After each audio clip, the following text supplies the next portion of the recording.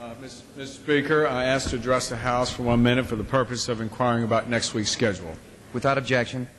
Thank you, Mr. Speaker, and I yield to the gentleman from Maryland, the Majority Leader, for the purpose of announcing next week's schedule. I thank the gentleman for yielding. On Monday, the House will not be in session. On Tuesday, the House will meet at 12:30 p.m. for morning hour debate and 2 p.m. for legislative business, with votes postponed until 6:30. On Wednesday and Thursday, the House will meet at 10 for legislative business, and on Friday there were no votes expected. We will consider several bills under suspension of the rules. The complete list of suspension bills, as is the custom, will be announced by the close of business tomorrow. In addition to the suspension bills, we will consider H.R. 2442, the Bay Area Regional Water Recycling Program Expansion Act of 2009, the conference report on H.R. 2997, the Agricultural, Rural Development, Food and Drug Administration and Related Agencies Appropriations Act of 2010, and the conference report on H.R. 2892, the Department of Homeland Security Appropriations Act of 2010. And I yield back. I thank the gentleman. Mr. Speaker, I'd ask the gentleman if we could turn to the discussion of health care. And as the gentleman knows, he and I have had discussions this week, perhaps I think a discussion that could yield the ability for us to work together on the things that we agree on in health care. Obviously, the divide is great when talking about any type of move towards a government takeover of health care. But he and I have spoken about maybe there are some areas of agreement. And he and I have also talked about the fact that we could meet together and discuss that. And I look forward to hearing from him or his office to schedule that. And along those lines, I'd like to ask the gentleman what he expects the schedule to be towards bringing a health care bill to the floor of this House, and I yield. I thank the gentleman for yielding. First of all, let me say that as far as I know, we have no premise that we want to pursue of a government takeover of health care. So notwithstanding the characterization, we don't believe that what's being proposed does that any more than Medicare, from our perspective, was a takeover of the health care system. Having said that, we are working, as you know, on, as the press is reporting, on seeing what alternatives are available. There are 3 committee bills that have been reported out of the Energy and Commerce Committee, had full markups, Ways and Means Committee, and the Education and Labor Committee. As you know, they differ in part, and so there are now discussions to how you meld those bills together with the theory and intention of offering a bill from those 3 bills. We would expect the Rules Committee at some point in time to affect that objective, as has been done in the past.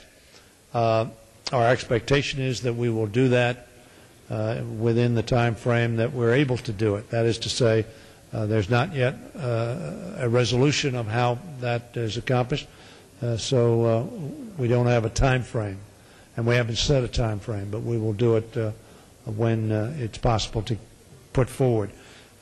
Lastly, I would say to the gentleman, he and I talked earlier this week, as he pointed out, and I look forward to sitting down with him next week to see if there are areas where we can agree. If there are, we'd like to do that. I think the gentleman has expressed his desire to do so as well. On the other hand, as we know, there are areas of substantial disagreement. It's certainly not our view that we can start over again.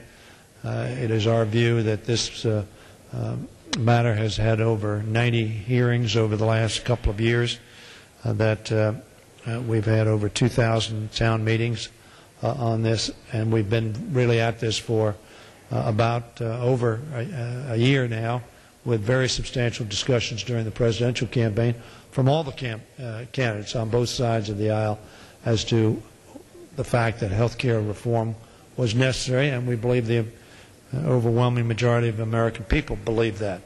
Obviously, the details are the critical issue, and I look forward to pursuing discussions next week with the gentleman.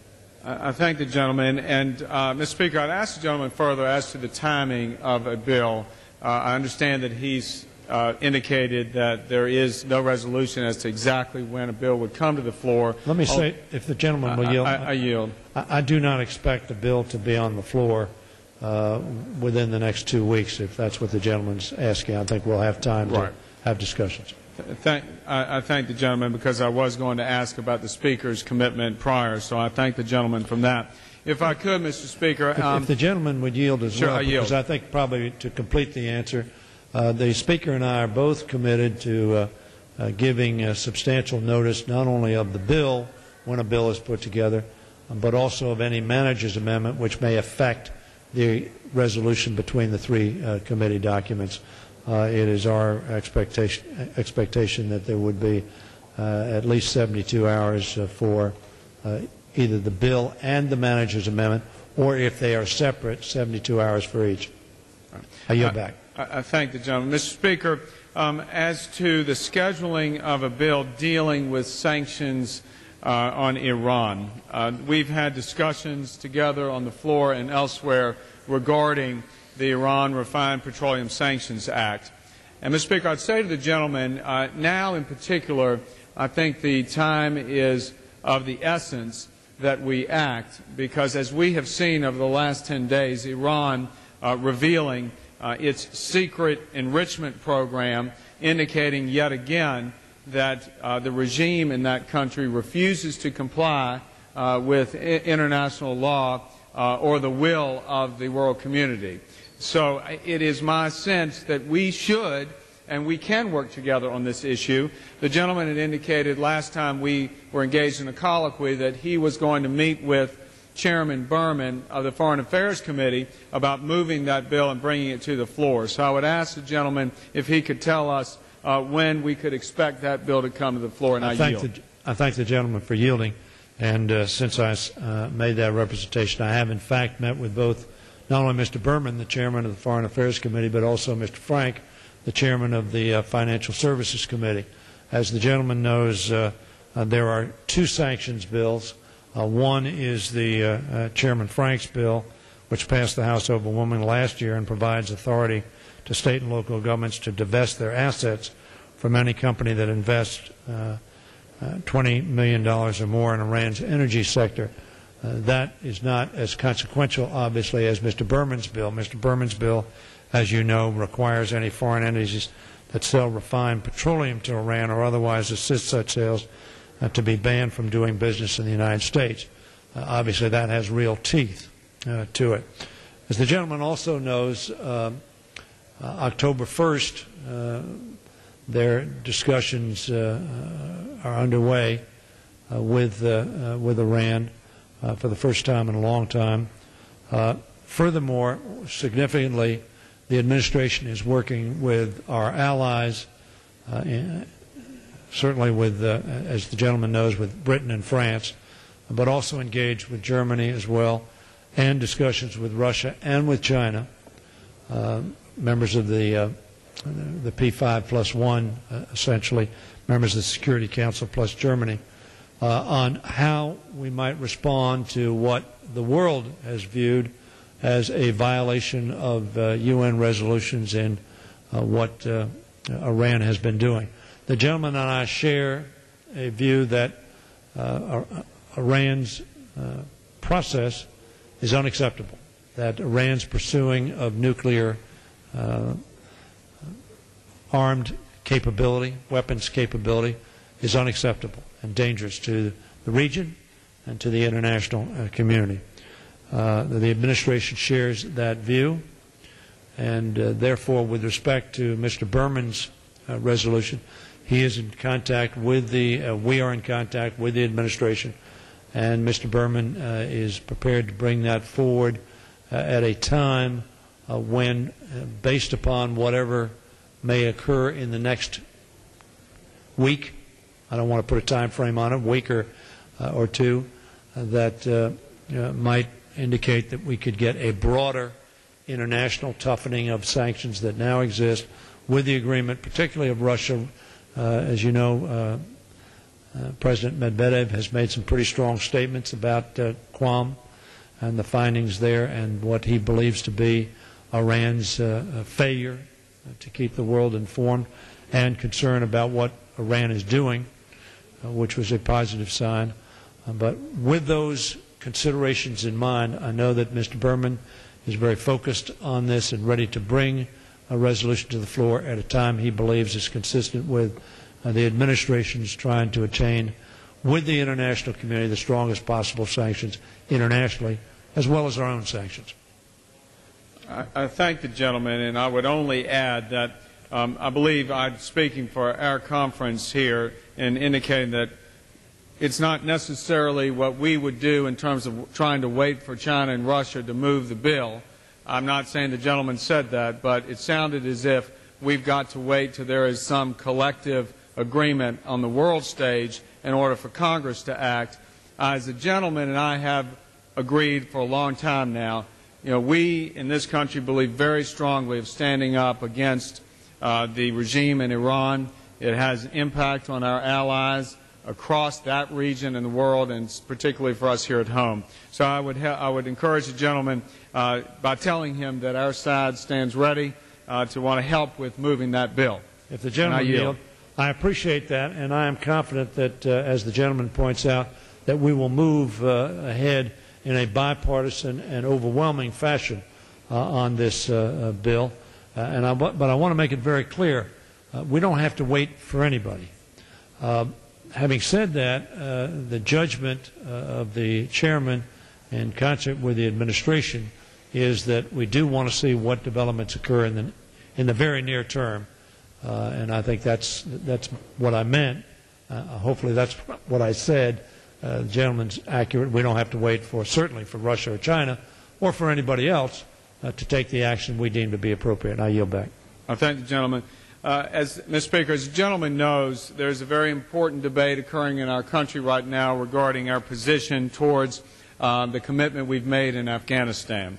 And it's clear that the Republicans believe, as I'm sure the gentleman does, that this Congress must be devoting attention to this important issue as it relates to the national security of the United States and our interests in that arena as well as abroad.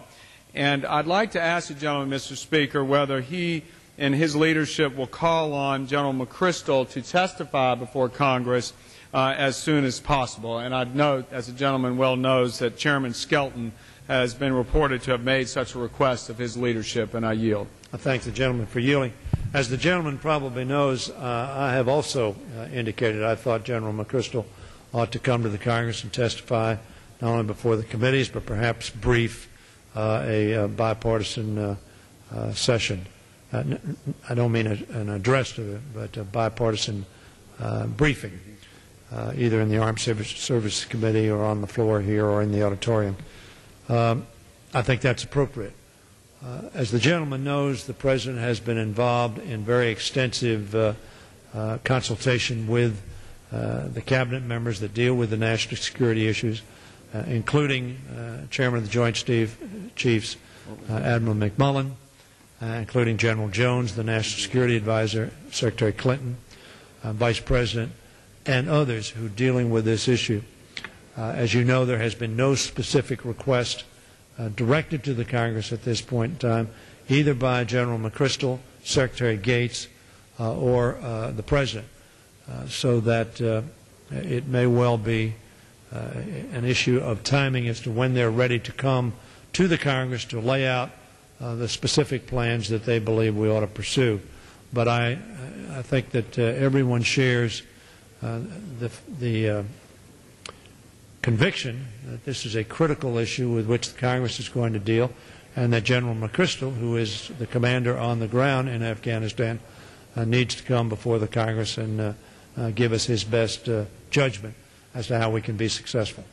I yield back. I thank the gentleman, and I know it's just been reported that in the Senate there was an amendment offered by Senator McCain on this very point, requiring there to be some testimony by General McChrystal before Congress by a date certain. And I'm told that that amendment went down on a party line vote. So I would just tell the gentleman again that our side believes it's very important, as I know he does, in terms of our national security and Congress's role, that General McChrystal be before us so that we can be informed and conduct our constitutional duty as such. So I thank the gentleman on that. If I could, Mr. Speaker, turn to the question of jobs. We have a running debate, the gentleman and I and others, as to the effectiveness of the stimulus bill. And as we all know, back in January, it was purported that that bill would arrest the rise in unemployment. In fact, the goal was set that unemployment would not overreach beyond 8.5%. We know in this country now we are at about just under 10% unemployment nationally, and I feel very strongly, Mr. Speaker, that we should be focusing on this economy while we're trying to deal with so many other issues. And it has been some time now where we have missed the opportunity on this floor to bring up bills that have to do with job creation. And if we look at sort of some of the evidence of the stimulus bill, it is the contention of our side that that bill has not fulfilled its mission. We can go through any list of expenditures that we have noted in the press and elsewhere where you've got $2.8 million to fight forest fires in the District of Columbia. You have $3.4 million to help turtles cross a road in Florida. You know, these are the kind of items that, frankly, rob the confidence of the public or rob the public of their confidence in what we do. So I would ask the gentleman, is there any effort, is there any hope that we may perhaps have some constructive debate around the rest of the stimulus money and perhaps orient that towards job creation, sustainable job creation, and growth in the economy, because after all, I think that's what all of us are after, and I yield. I thank the gentleman for yielding, and he's correct. We do have a different perspective on this. Of course, the gentleman supported economic policies in 01 and 03 that, of course, produced the worst job performance of any administration since Herbert Hoover. Lost 3.1 million jobs in the last 14 months of the Bush administration. Lost an average of 680,000 jobs during the last 3 months of the administration that President Obama was faced with. We acted decisively and boldly, in my opinion, under the President's leadership. And in point of fact, we reduced the average of some 660,000 in the last 3 months of the Bush administration to, over the last 3 months, 350,000, and only 216,000 jobs lost. Now, I say only. That relates to 741,000 jobs lost the last month of the Bush administration. That's 500,000 less jobs. It's not where we want to be. But it is certainly a lot better. Many economists in our party and, frankly, in your party, Mr. Zandi, we refer to, estimate that we have over 1 million jobs, more than we would have had we not passed the Recovery and Reinvestment Act. There's been a 1.3% rise in consumer spending in August. Was the biggest increase since 2.8% surge in October of 2001. The Labor Department released a report last week showing that during the previous week, the number of newly laid off workers seeking unemployment benefits fell for the third straight week. Evidence the layoffs are continuing to ease as the earliest stages of the economic recovery. Now, without going into a lot more statistics, we do have a substantive difference as to whether or not our economy is getting better.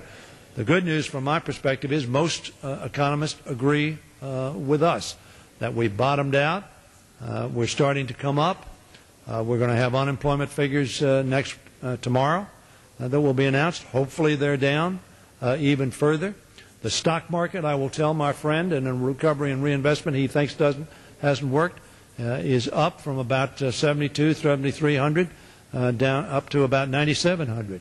I will tell you, every American that opens their 401k or retirement plan thinks that progress has been made, in my opinion. I know I do when I open mine. I'm very pleased to see that. So we do differ.